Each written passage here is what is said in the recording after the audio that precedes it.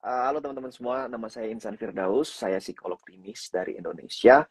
Ekspertis saya itu biasanya saya mengatasi dewasa dengan gangguan adiksi, penyalahgunaan zat. Tapi saya juga membantu klien dengan trauma, PTSD atau post traumatic syndrome disorder dan gangguan mental health lainnya seperti depresi dan anxiety. Gitu. Hai semuanya, namaku Audrey. Aku psikolog klinis anak dan keluarga. Aku sekarang juga di Belanda, prakteknya di Embolden. Ekspertis aku di bidang trauma, kecemasan, parenting, dan autisme. Prakteknya di Embolden juga. Biasanya kalau tadi kita ngomongin tentang toxic family gitu ya, ini lagi banyak banget yang sering dibahas. Cuman kalau misalnya dalam penelitian gitu ya, dalam riset-riset biasa dibilang dysfunctional. Nah, kalau ketika dysfunctional itu jadinya lebih punya pengertian yang lebih enak gitu ya. Soalnya kalau toxic bisa jadi gue yang toxic, terus gue ngelihat Mas Insan gitu, gila dia semangat banget sih kerja, padahal gue nih yang toxic, gue yang iri sama orang lain, tapi gue ngeliatnya dia tuh yang toxic gitu. Tapi kalau misalnya kalau kita ngomongin dysfunctional, itu tuh jadi lebih punya standarisasi kali ya. Nah kalau ngomong tentang keluarga, dalam konteks keluarga yang toxic atau dysfunctional itu biasanya ditandai dengan relasi yang nggak sehat. Itu yang pertama, biasa ditandai dengan relasi yang nggak sehat. Nah yang nggak sehat tuh yang kayak gimana sih? Satu bentuk relasinya adalah saling nyakitin, either menyakitinnya satu pihak gitu ya, yang either anaknya menyakiti terus atau misalnya orang tua yang menyakiti terus, tapi bentuknya adalah relasinya yang nggak sehat adalah menyakiti. Terus lainnya juga adalah interaksinya tuh nggak positif, interaksinya buruk. Jadi sering ngobrol nggak sama papa sama mama, sering gitu kan ya, sering ketemu gitu. Tapi tiap kali ketemu baru buka pintu, oh masih inget punya orang tua, kirain udah nggak ada di kakak gitu ya. Nah itu ada nggak interaksinya? Ada nih interaksinya. Ada nggak relasinya? Ada nih. Tapi relasi atau interaksinya tuh bentuknya buruk. Nah yang terakhir dari saling menyakiti dan relasinya juga buruk gitu.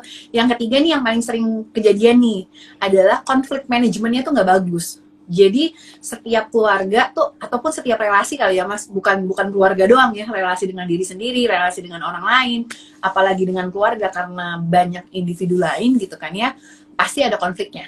Itu pasti akan ada konfliknya. Tapi yang bikin jadi paling menonjol dalam keluarga dysfunctional atau toxic family adalah cara konflik manajemennya ini nggak bagus. Jadi antara misalnya diem-dieman gitu kan ya, terus kayak atau bentukannya ini sindir-sindiran gitu kan ya. Misalnya ada yang satu nih udah baik nih, tapi yang kayak oh sekarang udah sadar kalau salah. Jadi ada yang satu minta maaf gitu kan ya. Terus yang satu tuh bukannya oh iya aku juga salah, tapi bentuknya lebih yang kayak oh sadar salah jadinya gitu. Jadi sayangnya tuh banyak tuh sering kita lihat di sinetron Indonesia. Masih banyak nggak sih itu yang kayak mertua dan menantu gitu ya, bentuknya toxic relationship, jadi konflik manajemennya yang nggak efektif gitu. Dari Mas Insan ada yang mau nambahin nggak? Ya udah semua deh. Udah, apalagi yang gue tangkap malah cuma yang sinetron. Itu banyak banget ciri-ciri keluarga toxic, karena sesimpel nggak harus gini loh ya, nggak harus kelihatan wah keluarganya dysfunction banget karena kelihatan berantem. Belum tentu yang nggak berantem itu nggak toxic juga. Ada yang kayak kan gini ya, kita memang punya culture yang nggak boleh, ada yang kayak gini, ada yang nggak boleh marah sama bapak, ada yang nggak boleh marah sama ibu.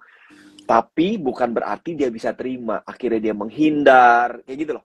Itu sudah menjadi sebuah ciri-ciri keluarga yang disfungsi gitu. Setiap ketemu ibunya sudah mulai nggak nyaman, padahal ketemu doang loh. Padahal secara tidak atau bahkan yang dari sebelum ketemu kali Mas, aduh gila nih Sabtu Minggu gue mesti ketemu sama mak gue lagi, oh my goodness, mendingan gue kerja deh gitu.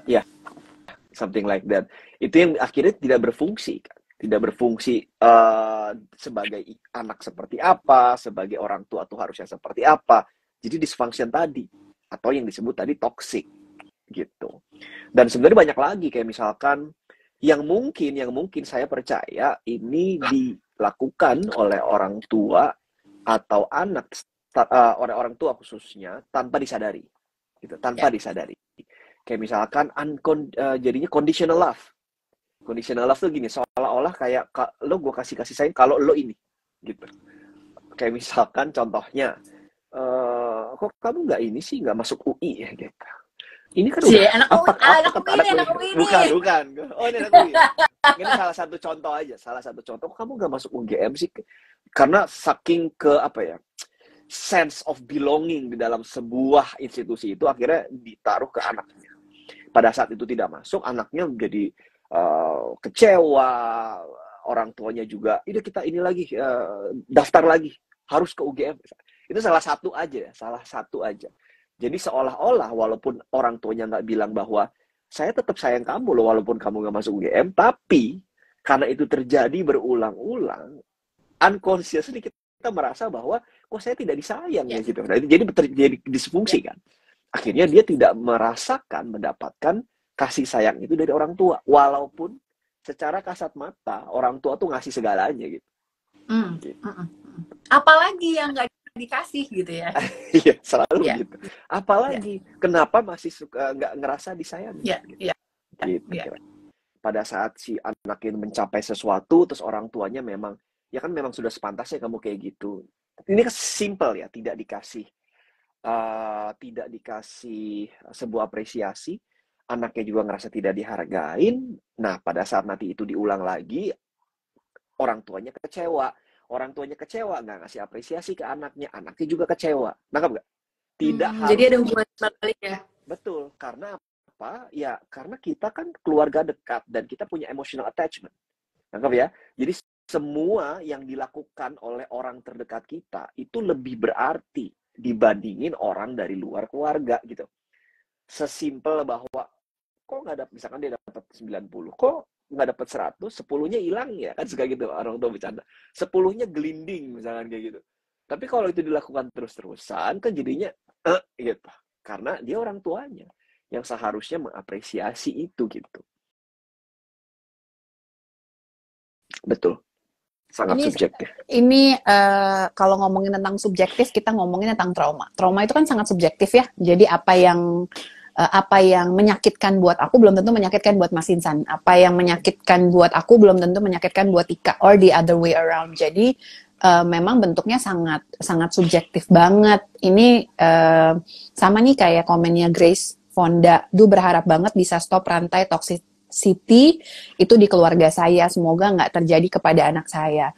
Wishing is nice, berharap bahwa itu tidak akan terjadi di keluarga saya lagi, boleh, tentu saja boleh berharap, berdoa, tapi tentu saja kalau kita ngomongin tentang family relationship, apalagi udah ada yang proses turun-menurun gitu ya, itu berhubungan dengan traumatic experience tuh, ngomongin tentang gimana aku selama mungkin 20-30 yang mungkin orang tuanya sekarang masih ada 40 tahun tuh masih ngalamin hal yang sama nih.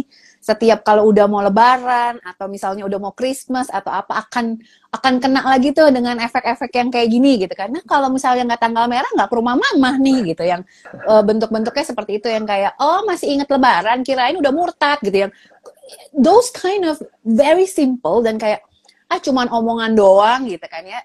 Tapi ini kalau terus-menerus kita dapetin terus dan ini kita alamin terus dan ada trauma-trauma yang belum terselesaikan gitu ya, kemungkinan besar possibility-nya akan bisa terulang lagi gitu kalau nggak ada treatment yang biasanya dilakukan, apalagi kalau ini masih didapetin sehari-hari gitu loh.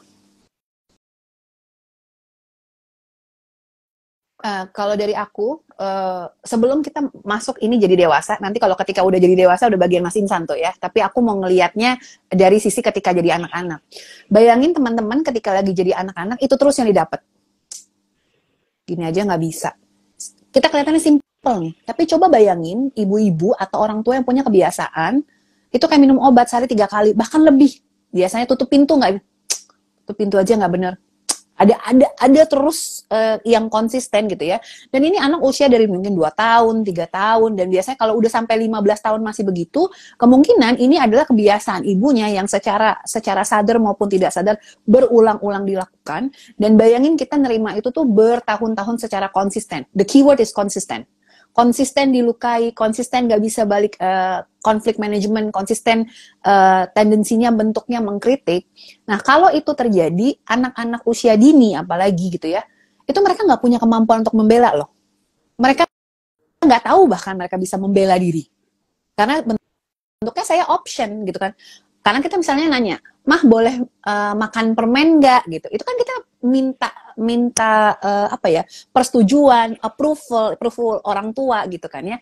Jadi kalau misalnya setiap hari aku dibilang anak bego, lama-lama aku tidak pada saat usia dini gitu, aku nggak punya kemampuan untuk berpikir kayaknya gue nggak bego deh. Itu nggak ada gitu loh.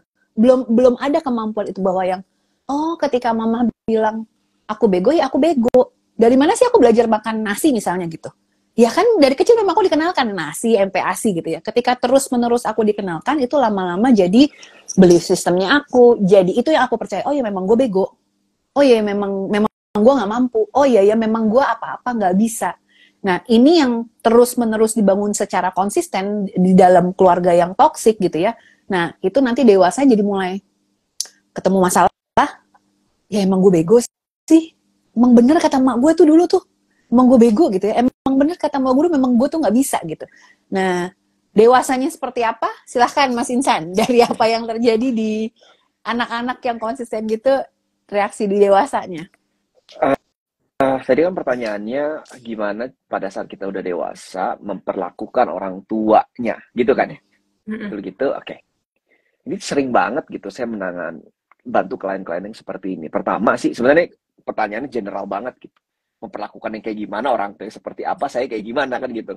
Panjang banget. Tapi aware dulu sebenarnya apa yang bikin terganggu. Karena ada yang separah gini loh. Setiap weekend karena harus pulang ke rumah walaupun saya udah punya keluarga, seolah-olah jadi kayak wajib weekend itu ke rumah. Kalau enggak nanti ibunya kecewa, ini udah deg-degan, udah males. Something wrong di situ. Jadi perlu dibicarain dulu apa problemnya. Bagian mana yang ngeselin, bagian mana yang nggak mau ketemu ibunya, kenapa? Itu dulu, karena buat berinteraksi aja udah sulit kan.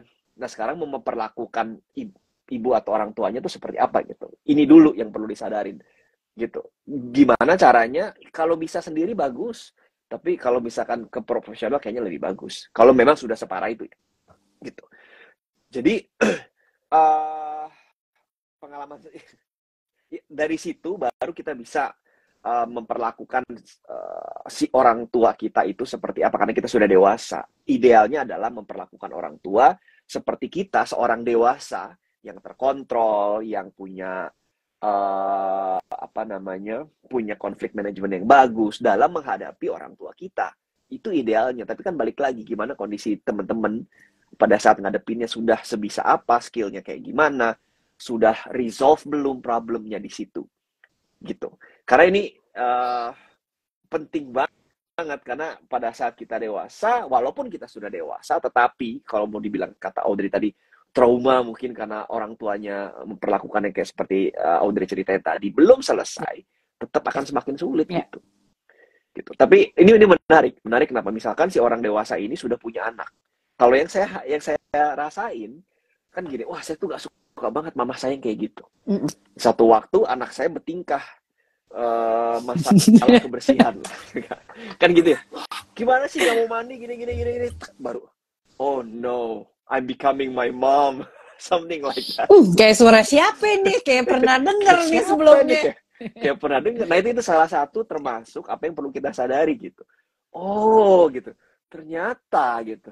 Jangan-jangan ini perlu saya telusuri lagi apa yang ibu saya bilang waktu itu mungkin nggak sepenuhnya benar gitu. Tapi ini menarik banget loh. Ya, jadi tadi kenapa aku juga jelasin itu adalah satu, kalau tadi aku nangkepnya dari kata kuncinya Mas Insan adalah aware ya. Aware dulu nih, gue punya perilaku yang kayak gini nih gitu ya kan. Nah, yang menariknya adalah kalau chronic trauma, jadi kita ngomongin trauma yang kecil ya, tapi nggak kecil juga. Terus menerus itu saya jadi percaya bahwa memang itu benar gitu.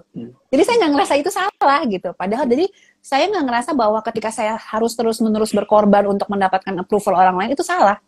Nah ini awareness-nya kan belum ada gitu. Jadi kayak, tapi kenapa ya aku capek mulu? Kenapa ya aku capek? Mungkin datang ke kita itu adalah keluhannya adalah kenapa ya saya tuh nggak bisa nyenengin diri sendiri? Kenapa ya saya tuh nggak bisa self care? Nah ini tuh kita bangun nih dalam sesi-sesi bareng sama klien-klien kita coba cari dulu apa sih?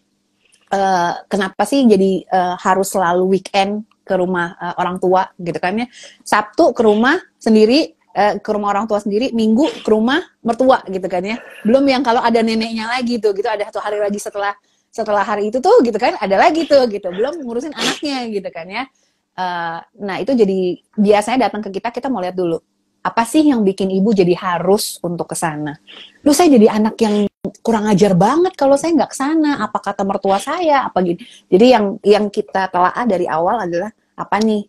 Apa bener-bener pengen atau nggak nyaman atau di sana tuh rasanya tuh tiap kali weekend tuh udah capek banget deh gitu. Nah, ketika di masa kecilnya nggak aware sama itu gitu ya, tapi aware datang ke kita ya dengan masalah capek banget tiap kali kalau habis pulang dari rumah keluarga tuh gitu ya, udah mana jauh lagi gitu kan.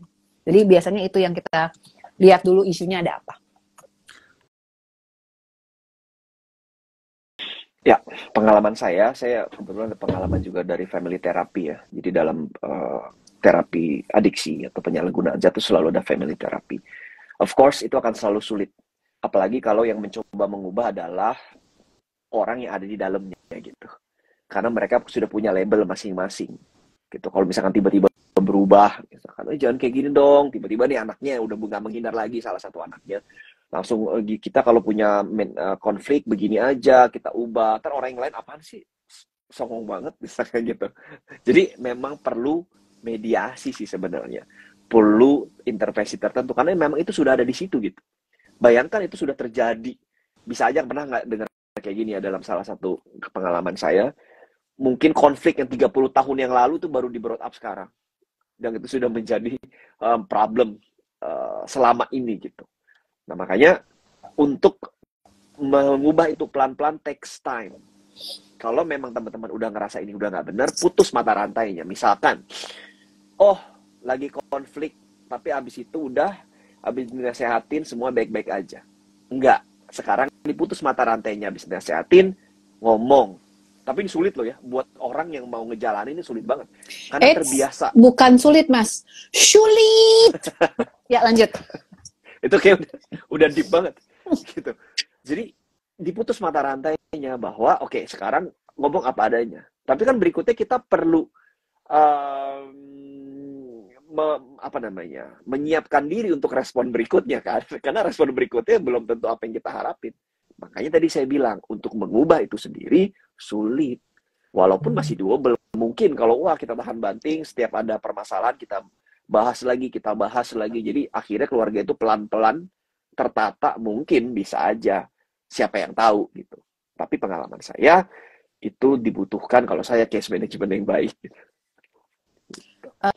Kalau dari aku, kita ngelihatnya kalau dalam family therapy ada beberapa aspek yang kita bisa lihat. Satu adalah the person. The person berarti adalah orang yang datang ke terapi nih, gitu ya. The person managementnya, situation management, sama relation management, gitu ya. Nah kalau misalnya yang biasanya aku mulai adalah dari orangnya dulu nih. Tahu apa yang di dalam kontrol. Nah, biasanya yang datang adalah maksudnya gimana ya Mbak supaya saya bisa ngubah ibu saya supaya nggak jadi pengkritik. Di sesi pertama aku langsung bilang, mohon maaf aku nggak mampu. Karena kita nggak bisa ngubah orang yang nggak datang ke dalam sesi terapi. Itu biasanya yang aku bangun dulu bahwa, lihat dulu yuk apa sih yang ada di dalam kontrolnya.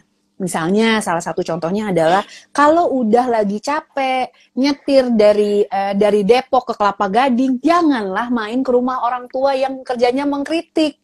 Pasti akan jadi lebih capek. Jadi manage dulu nih ke diri sendiri gitu kan ya. Cari dinamikanya apa yang aku bisa manage dalam lingkungan aku. Kalau misalnya memungkinkan untuk yang nggak esensial gitu. Nah, ini balik lagi aku bantu klien untuk ngelihat yang mana yang esensial, yang mana yang additional. Misalnya, setiap 2 minggu sekali harus ajak orang tua ke luar negeri gitu ya. Misalnya kayak gitu nih, kita ngambil ekstrim. Itu esensial nggak sih gitu. Itu di manage dulu nih si orangnya dulu. Biasanya jarang banget ke isunya ada yang menarik dari isu dalam toxic family ini adalah jarang banget yang datang ke kita itu benar-benar nggak punya masalah. Si klien yang datang sendiri juga pasti punya masalah. Entah itu masalah regulasi emosi, entah itu masalah dengan bangun boundaries, jadi nggak bisa bilang enggak gitu misalnya. Atau misalnya udah lagi capek juga diain. Nah, kita juga membangun dari relasinya apa nih cara komunikasinya yang rusak. Karena kalau misalnya dalam bentuk family traits yang udah kayak tadi Masin saya bilang sindir-sindiran, itu biasanya either sindir-sindiran juga. Jadi begitu aku nggak suka, ketika aku nih yang datang sebagai klien, aku nggak suka karena dalam keluargaku terbiasa untuk menyindir. Ketika aku melihat sesuatu yang aku tidak suka, kebiasaan aku apa? Mungkin nggak menyampaikan dengan asertif dan dengan baik. Biasanya nggak. Biasanya antara diem aja atau ikut nyindir. Terus jadi perang sindiran tuh, gitu kan ya. Habis perang sindir-sindiran, kalau udah mulai marah, keluar Ariana Grande, keluar Mariah Carey gitu. Nah, suaranya langsung naik-naikan gitu. Nah, itu kan berarti dia sadar nggak sih bahwa konflik manajemennya itu, dinamikanya itu nggak sehat. Nah, yang pertama kan ngomongin orangnya, yang kedua ngomongin relationship-nya. Dinamikanya tuh nggak sehat, dia tahu nggak sih? Jangan-jangan, dan ini yang sering aku dapatkan ketika datang adalah, dia nggak melihat bahwa si klien ini nggak melihat bahwa dia bagian dari masalah loh. Dia ngelihatnya selalu orang lain yang jadi masalah. Kalau dia nggak pernah mengkritik, kalau mama aku nggak pernah nuntut, kalau mama aku nggak pernah begini, pasti dunia tenang. Nggak juga, Ferguson. Kadang-kadang, ini balik lagi dengan trauma, kalau nggak ada pun gue yang mulai. Ih, seru nih, udah lama nggak ada yang kritik. Si mama pakai baju baru nih. Bajunya merah banget, kayak orang mau kampanye pemilu mah, gitu loh. Jadi kayak, setelah dipikir-pikir, iya gue juga mulai ya gitu, karena itu yang terus-menerus terjadi dan dinamikanya yang terus-menerus kayak gitu. Jadi biasanya di dalam family therapy kita ngelihat si the person itself, the relationship, sama the situation. Nah, kita lihat dulu mana yang bisa. Biasanya dari pengalaman aku, yang paling efektif dan memungkinkan untuk diubah adalah the person that is coming to the therapy, which is the person itself gitu. Biasanya kayak apakah ada kecemasan kah, apakah ada depresi kah, ada kemampuan komunikasi yang nggak baik kah, atau misalnya ada kemampuan manajemen konflik yang nggak baik gitu. Nah, kita biasanya ngeliatnya dari situ. Tadi relate dengan jawabannya Audrey yang panjang tadi. Jadi bisa mulai dari dirinya dulu kan, karena kita nggak bisa berharap misalkan ibunya yang kita ubah gitu, enggak kan. Tapi bagaimana dia memanage emosinya, memanage pikirannya ketika ketemu ibunya.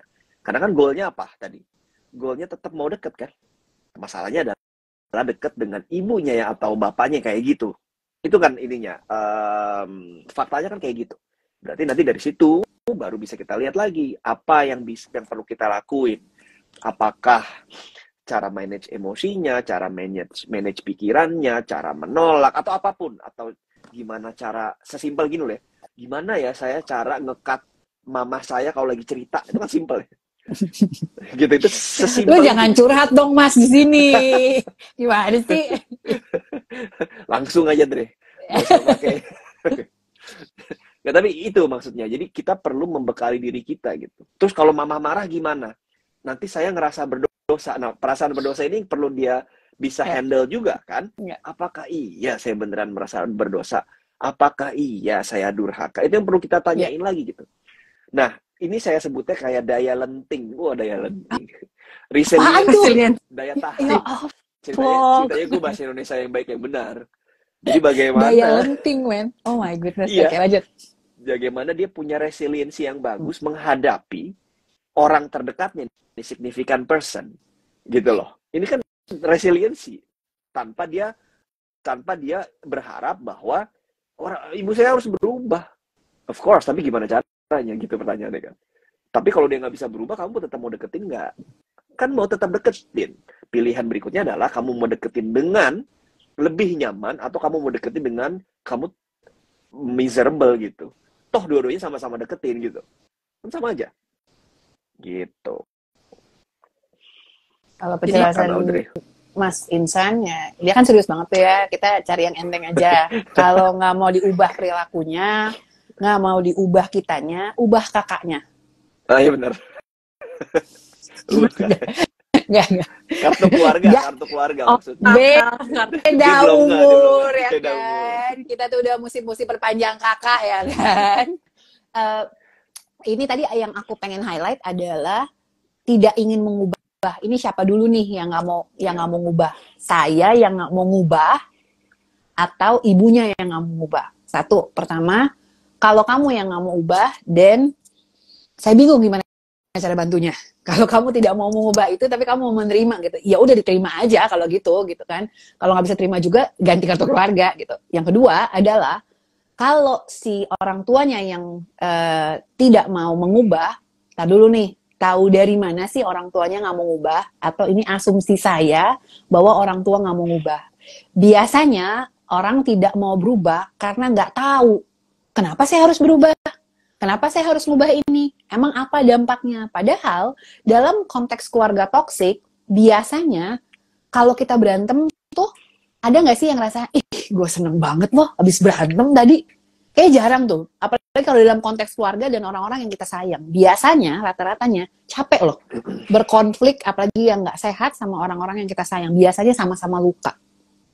Nah, ini tuh perlu dilihat dulu nih, apakah benar sih dia nggak mau berubah atau memang nggak mampu atau nggak tahu mesti berubah. Terus kita masuk nih ke dalam teori personality untuk psikologis, teori personality dalam psikologi untuk orang yang lanjut usia. Kita ngomongnya yang tentang lanjut usia atau lansia, itu memang kesulitan banget loh untuk berubah. Jadi secara keilmuan pun buat mereka untuk berubah itu butuh proses yang jauh lebih panjang. Makanya saya biarkan Mas Insan untuk klinis dewasa dan saya klinis anak aja. Bergaul sama anak-anak yang masih punya neuroplasticity-nya besar banget untuk bisa banyak berubah. Nah, yang ketiga, pahami bahwa kemungkinan saya untuk merubah orang lain itu jauh lebih kecil dibanding kemampuan dan kemungkinan saya untuk merubah diri saya sendiri. Kayak tadi yang Mas Insan bilang, bagaimana cara menanggapinya, bagaimana cara meresponnya, bagaimana memaintain energinya gitu. Itu ada banyak hal dalam diri saya yang bisa saya lakukan untuk mengimprove kondisi keluarga yang nggak menyamankan ini buat saya gitu.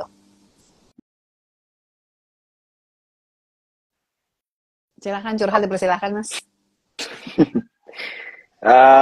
Bagaimana bangun boundaries yang tepat? Ini pertanyaannya memang general banget. Yang tepat tuh kayak gimana? Bapaknya kayak apa sekarang? Dan beliau juga sudah lebih memprioritaskan pemikirannya. Pemikirannya maksudnya, asumsi saya adalah dia punya pendapat sendiri, pendapatnya tidak mau tidak mau mencari titik tengah atau nggak mau diskusi gitu kali ya. Nggak mau diganggu gugat gitu ya. Nggak mau diganggu gugat. Gitu. Oke. Biasanya memang seperti itu ya. Kenapa tadi saya fokusnya kepada memprioritaskan pikirannya karena dianggap mungkin tadi label juga kan ya masuknya. Dia tahu yang terbaik buat anaknya. Biasanya kayak gitu tuh. Biasanya kayak gitu. Cuman saya nggak tahu pasti kayak gimana. Pertama, cek dulu apa yang terjadi selama ini. Kenapa kok boundaries ini sulit dilakukan? Apa? Karena walaupun ada andil dari papanya, pasti ada andil dari kita juga. Membiarkan misalkan, atau kita nggak ngeh, atau kita juga tanpa sengaja meminta, atau whatever. Banyak banget.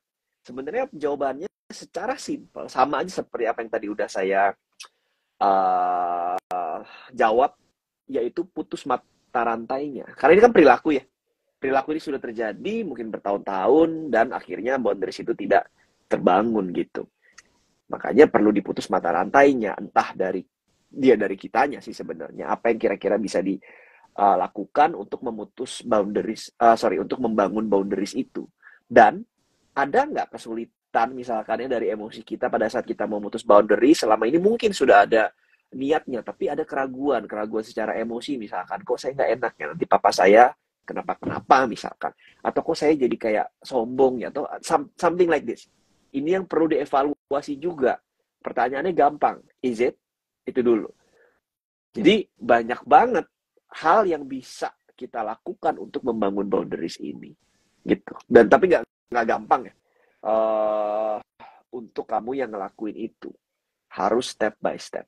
Oke? Berarti step pertamanya, cek dulu apa yang selama ini terjadi. Kenapa kok boundaries ini sulit banget dibangun. Lalu apa yang bikin kamu sulit.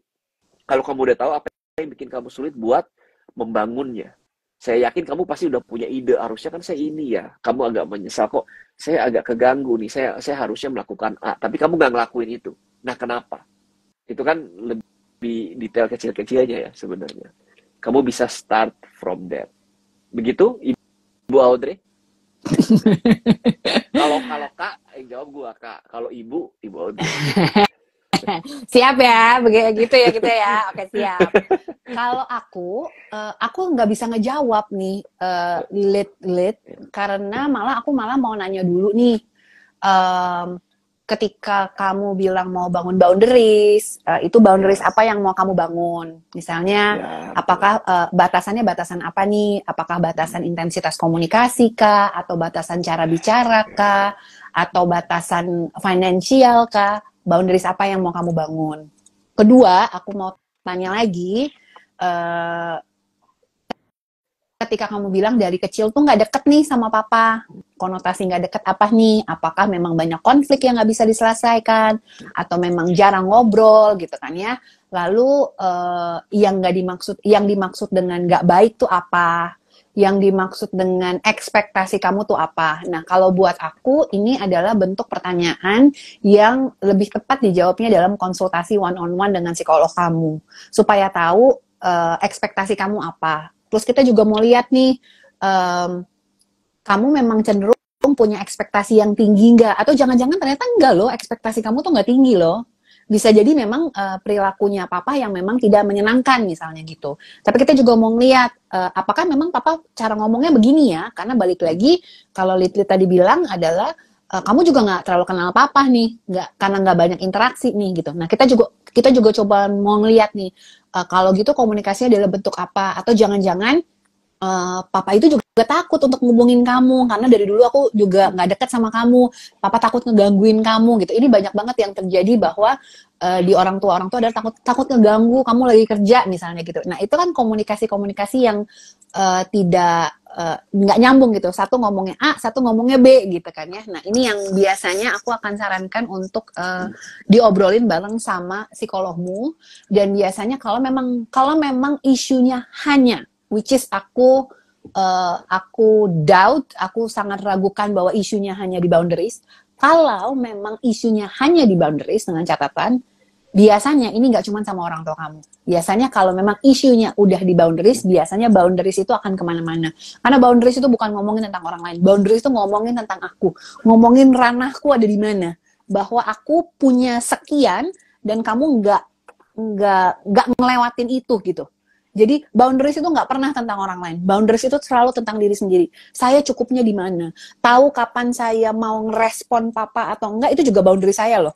Papa boleh WhatsApp, nggak apa-apa. Tapi saya mau balasnya hari ini kah, menit ini kah, atau besok, atau lusa baru saya balas, itu ada dalam boundary saya. Jadi boundaries bukan tentang orang lain. Nah ini banyak pertanyaan-pertanyaan malah yang perlu diajukan dulu ke lead sebelum aku bisa ngejawab gimana cara bangun boundaries. Tapi kalau memang isunya tentang boundaries, in most cases dari pengalaman aku jarang sekali hanya isunya itu bersama dengan orang tua. Biasanya ada isu-isu lain tentang boundaries juga. Saranku adalah segera ke psikolog yang kamu rasa nyaman. Secara umum ngeh nggak bahwa yang sedang dilalui ini adalah keluarga dysfunction? Itu dulu. Sestres apa? Ngeh nggak? Kalau itu sudah ngeh, saya bisa ngomong simple ya, tapi nggak sesimpel itu sebenarnya. Ya, take your time gitu. Apa istilahnya? Self care, lebih ke situ. Tapi itu nggak menyelesaikan masalah sebetulnya. Tapi lebih kepada kamu mengambil energi, bukan mengambil, mengumpulkan energi buat menghadapi itu lagi nanti gitu loh. Kita tarik Jadi lebih nafas. kayak tarik nafas, masalah masih ada di situ, akan nemuin lagi. Tapi at least kamu bisa ngelewatin itu hari itu gitu. Gitu loh, ngehin dulu, terus cari cara yang paling nyaman buat kamu untuk bisa ngelewatin besok lagi gitu. Karena misalkan, karena gini, yang susah adalah dia adalah keluarga dan gak mungkin bisa kayak di blok gitu aja. Kan paling gampang gitu ya, buang aja masalahnya. Tapi ini keluarga gua gitu, ini bokap gua, nyokap gua gitu. Nggak bisa, apalagi yang masih tinggal bareng. Bagus-bagus, ada juga klien saya banyak yang alhamdulillah saya udah nikah, jadi saya nggak usah tinggal di rumah. Jangan Tapi tetap salah. tapi tetap aja weekend tetap harus ke situ. Tetap masalah kan ada kan? Tetap ada di situ. Problemnya belum selesai. Tapi untuk sekarang in general, sadari bahwa ini udah nggak sehat lagi. Terus apa yang harus dilakuin? Kalau memang sudah sulit, cari pertolongan.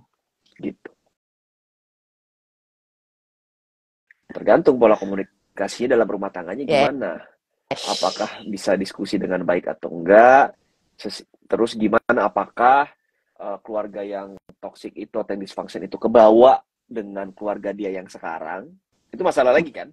Atau memang si pasangan ini mencoba untuk tidak melakukan itu lagi, berarti dia udah sadar, jadi lebih mudah gitu loh. Jadi mungkin lebih bisa diskusiin keluarga kita tuh mau keluarga yang seperti apa yang penting buat keluarga kita, kalau kita siapa, kalau si adik lagi bikin apa Bikin namanya, ulah. bikin ulah, siapa yang marah, kalau saya lagi kelepasan marah saya harus ngapain, kayak Ya. gitu-gitu yang bisa dibicarain. Ya. Perlu tahu dulu bagaimana kondisinya sekarang. Kalau memang ternyata pasangan yang nggak ngeh dan itu kebawa sama dia dengan pasangan yang sekarang, dan itu sudah terjadi agak lama, tahunan, mungkin perlu butuh bantuan profesional juga. Ya. Karena itu sudah menurun, kan itu kan menurun loh. Menurun tuh bukan kayak, ya menurun karena memang dia terbiasa dengan keluarga yang seperti itu, lalu tanpa dia sadari, walaupun dia nggak suka tuh, dia aplikasiin lagi tuh di keluarga dia yang sekarang. Gitu. Balik lagi tanpa sadar, balik lagi ke penjelasan saya yang di awal tadi. Waktu saya lagi marah-marah sama anak saya baru, oh no, gitu. Saya menjadi ibu saya. Itu kalau yang ngeh. Kalau yang nggak ngeh, gimana gitu. Ya. Gitu. Satu adalah untuk orang tua nggak toksik, kenali dulu, tadi kan kita udah ngebahas tuh Tik, bahwa apa sih yang dimaksud dengan relasi keluarga yang toksik. Yang satu adalah menyakiti. Nah kalau menyakiti udah paling gampang deh gitu ya, menyakitinya baik secara fisik maupun secara mental gitu ya. Kalau udah mukul, nyubit gitu, jadi stop perilakunya. Yang kedua adalah yang konflik manajemen nih. Kalau misalnya memang ada konflik, bentuknya jangan marah-marah gitu kan ya. Sadarin dulu gitu, dilihat dulu aku punya nggak sih perilaku yang tadi tuh. Satu, menyakiti gitu ya, harmful. Yang kedua itu interaksinya buruk, jadi bentuknya kayak kritik dan segala macam. Terus aku punya nggak konflik manajemen yang cukup baik itu sama anak maupun sama pasangan. Nah, dilihat dulu nih dari 3 ini nih gitu. Saya punya isu yang di mana? Kalau saya punya isunya misalnya di konflik manajemen. Dan biasanya seringkali ini tuh saling berhubungan banget tuh. Kalau konflik manajemen aku nggak bagus, interaksinya juga jadi buruk. Kalau interaksinya buruk, konflik manajemennya juga nggak bagus. Jadi biasanya ini saling berhubungan. Salah satu yang bisa dilakukan sama orang tua adalah sebelum punya anak atau bahkan sebelum menikah adalah pergilah ke konseling pranikah, which is something that I did. Kita pergi ke konseling pranikah untuk tahu nih, untuk kenal dulu. Jangan ini yang aku nggak akan bosan-bosan untuk ngomong. Jangan sampai ada kenapa-napa baru cari psikolog. Boleh kok ke psikolog, cuman kita mau ngobrol ya Mas. Mas kayaknya aku ada isu apa nggak sih? Punya masalah apa nggak sih? Boleh kok ke Mas Insan atau ke aku untuk at least kita check up dulu nih. Ada nggak sih hal-hal yang perlu kita improve gitu ya? Biasanya yang datang ke aku dan ke Mas Insan itu isunya tuh udah bertahun-tahun, kalau nggak berpuluh-puluh tahun ya Mas. Yang kadang-kadang kita kayak, coba kalau lu datang 5 tahun yang lalu gitu kan, misalnya sebelum isunya terlalu banyak gitu kan ya, atau misalnya 3 tahun yang lalu gitu, it would be so much better ketika isunya tuh kecil-kecil. Itu yang kedua. Yang ketiga adalah bisa dilihat dulu, aku bisa mulai dari yang mana nih, dari yang kecil. Misalnya interaksi, aku kenal sama diriku sendiri nih, apa ya yang aku butuhin. Contoh paling gampang, paling standar banget dalam semua kesehatan mental adalah cukup makan, cukup tidur, cukup gerak, dan cukup minum. Sekarang apalagi kalau lagi panas, ini udah paling standar. Kalau aku cukup makan, cukup istirahat, cukup gerak, cukup minum, paling enggak ini yang bisa dilakukan supaya kita bisa punya kemampuan regulasi emosi yang baik. Kalau kemampuan regulasi emosi yang udah buruk, itu mau ngomong juga jadi bentak, mau nggak mukul juga tangannya otomatis, kayak kalau kata klien-klienku, nggak tahu Bu, kayak ada setannya gitu, saya tahu-taunya mukul aja gitu kayak. Coba yuk Bu, kita lihat dulu setannya ada di mana. Biasanya udah naik dulu nih Bu. Nah biasanya nggak aware. Contoh-contoh simpelnya kadang-kadang dalam aku menangani klien adalah anak sebelum pulang sekolah, ibunya makan dulu. Bu, jangan cuma mikirin cemilan anak, mikirin cemilan ibunya. Biar nggak lagi dalam kondisi lapar ngadepin anak. Terus misalnya mau masak nih, udah tahu nih anaknya GTM. Bu, janganlah makan setelah ngurusin anak. Makan dulu, ibunya makan dulu sebelum nyuapin anak. Itu hal-hal simpel yang bisa banget dilakukan. Cukup makan, cukup istirahat, cukup gerak, cukup minum. Dah itu dulu aja deh yang dilihat dulu. Nanti pelan-pelan untuk semakin lebih aware lagi. Kalau udah semakin aware, bisa ngubungin Mas Insan atau ngubungin aku. Mas, apalagi yang bisa aku kerjain ya? Bu Audrey, apalagi yang bisa aku kerjain ya? Gitu. Hal-hal step-step kecil gitu. Dan kayak tadi Mas Insan bilang, ini bukan perkara sulit, ini perkara sulit banget dan pelan-pelan satu persatu, one by one stepnya satu persatu. Apalagi kalau memang kamu udah hidup dari keluarga yang toksik, pasangan juga toksik gitu. Wah itu aku bantu dengan doa deh. Tapi mungkin kita perlu clearkan juga bahwa nggak ada yang namanya perfect family. Yes. Ya. Pasti kita akan ada Setuju. lagi down lagi, ups and down. Tapi Yes. kalau itu sudah terjadi, mungkin praktisnya adalah step back. Anggap kayak saya selalu ngeliat kayak gini. Cara saya ngerunning family itu kayak saya seolah-olah analoginya saya ngerunning company gitu. Coba step back lagi. Step back, apa yang udah kita lakuin nih sama anak kita selama ini, cara nyelesain masalah sama anak gimana, cara nyelesain malah antara kita seperti apa, saya marahnya sampai segimana, siapa yang perlu ngingetin, kayak gitu-gitu loh. Jadi ini strategi yang mungkin bagi sebagian orang kok ridiculous banget sih, keluarga aja yang perlu diomongin strateginya apa segala macam. Yeah. Enggak, buat saya ini sangat make sense. Karena kita perlu strategi menjalankan keluarga kan. Mau keluarga yang kayak apa? Betul. Yang kita mau. Kan kita punya goal kan. Gitu. Susah nggak? Tidak susah. Tapi kan pada saat kita sudah punya plan, selama itu masih on the track, kita kan pasti akan ada pada saat kita down, apalagi nih yang perlu kita lakuin supaya tetap on the track. Balik lagi. Gitu-gitu aja. Kita selalu belajar setiap hari. Apalagi yang namanya ngasuh anak. Ada aja yang kita baru tahu kan gitu. Kok bisa ya anak kayak gitu? Kok bisa ya saya begini? Jangan-jangan sisi ini baru muncul pada saat anak saya mulai bertingkah gitu. Yang tadinya nggak ada. Gitu. Maka kita belajar lagi tentang diri kita, belajar lagi tentang anak kita dan sebagainya. Kayaknya lebih banyak belajar tentang diri sendiri kayak Mas ya. Kayak, hah, kok gue gini sih? Anak gue begini kok kayak gini sih? Kok anak gue maju kok gue malah kayak gini sih? Lebih banyak belajar tentang diri sendiri ya. Jadi daripada belajar tentang anak gitu ya. Belajar tentang anak lebih simple kayaknya. Betul. Anak tuh lebih simple pikirannya karena itu aja. Makanya saya psikolog anak gitu. Terus saya begitu. Nyesel gue. Oh enggak.